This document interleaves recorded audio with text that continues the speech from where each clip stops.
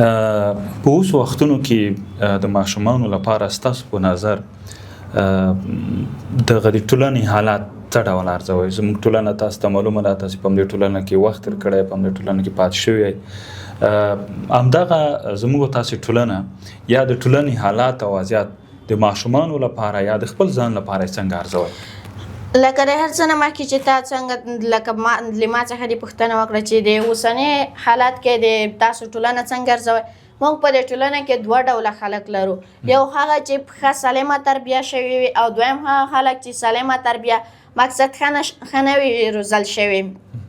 هغه خلک هغه لکه د هغوی په والدینو باندې دلالت کوي. که چېرته دوی ښه روزل شوي، دوی ته ښه تربیه ورکړل شوې وي، نو دوی به په د راتلونکي ژوند کې به ډېر برلاسی وي، د ډېرو ستونزو سره به مخامخ نه وي. او دویم هغه دی چې مقصد د دوی پلاران، د دوی والدینو مور او پلار کورنۍ څخه ښه تربیه شوي نه وي، ښه روزل شوي نه وي، نو په دې اړه لکه دوی به ډېر راتلونکی ژوند چې د دوی کوم ده، دوی به ډېر ستونزو سره مخ وي او دوی نشي کولی چې په اسانۍ سره په خپل ژوند کې بریالیتوب ترلاسه کړي، تر خپلې هیلو پورې ورسېږي.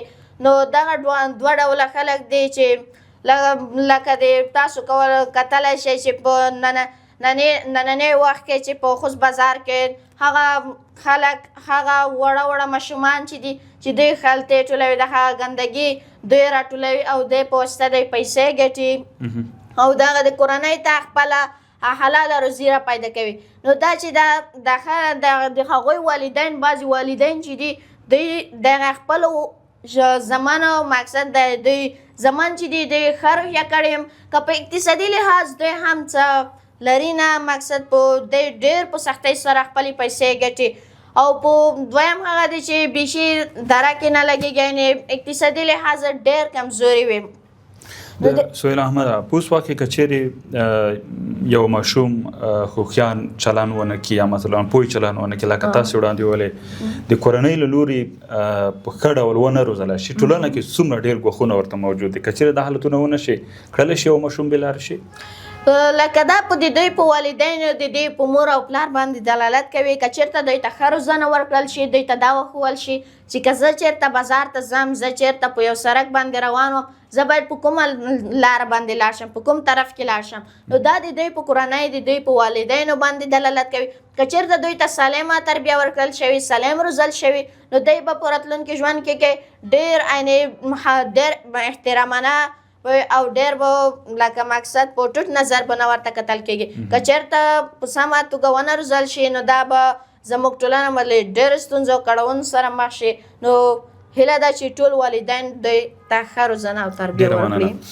خصوصا سهیل احمد کورنۍ، خصوصا تاسې بل نګاه نه کوو وایو چې کورنۍ له تاسې څه هیلې لري او تاسې په دې باندې پوه شوي یې چې مور او پلار تاسې نه څه هیلې لري او څه ډول غواړي چې د خپلې کورنۍ یا د خپل مور پلار هیلې ورپوره کړي. لکه څنګه چې موږ او تاسو ټول پوهېږو چې هر یو والد، هر یو مور او پلار د کورنۍ غړی، استاد او هر څوک دی د خپل بچي څخه یوه توقع، یوه هیله لري چې په راتلونکي کې دی ښه ژوند ولري. مقصد دی د ډېرو ستونزو کړاوونو سره مخ نه وي او دی هڅوي که څه هم دی کومه په خپله پیسې نه لري، مقصد اقتصادي لحاظ ډېر کمزوری، خو د خپل بچی دی ښوونځي ته، مدرسې ته دې ته لېږي تر څو سالمه تربیه ورکړل شي.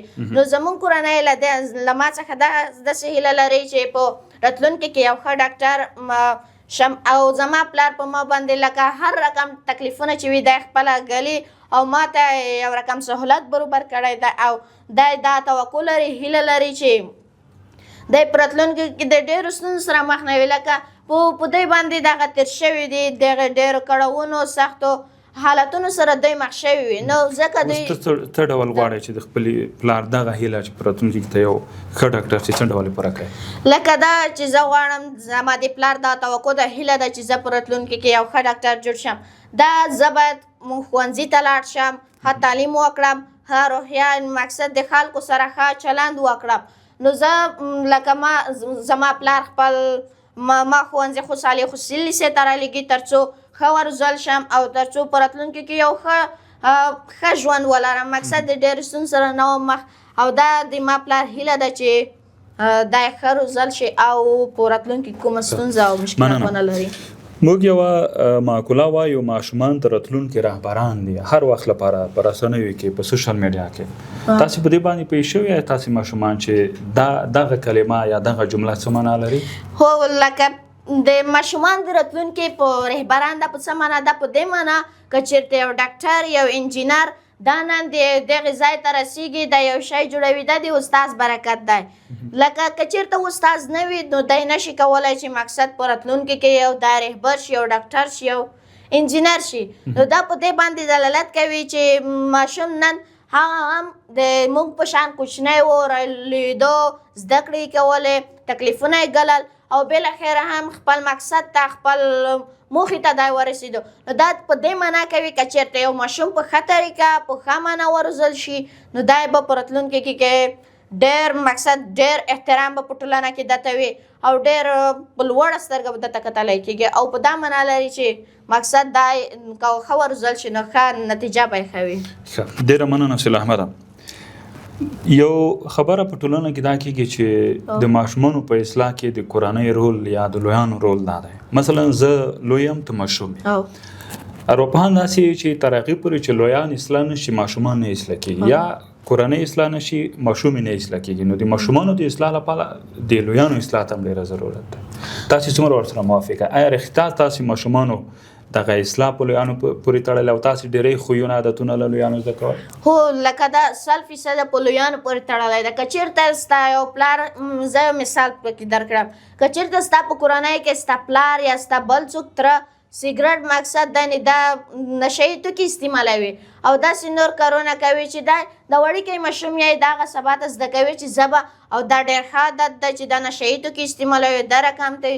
نو دا په لویانو دا ډېر دلالت پکې که چېرته ته یو د ستر نه مقصد د تربیه لکه مقصد بې تعلیمه نه زده کېږي.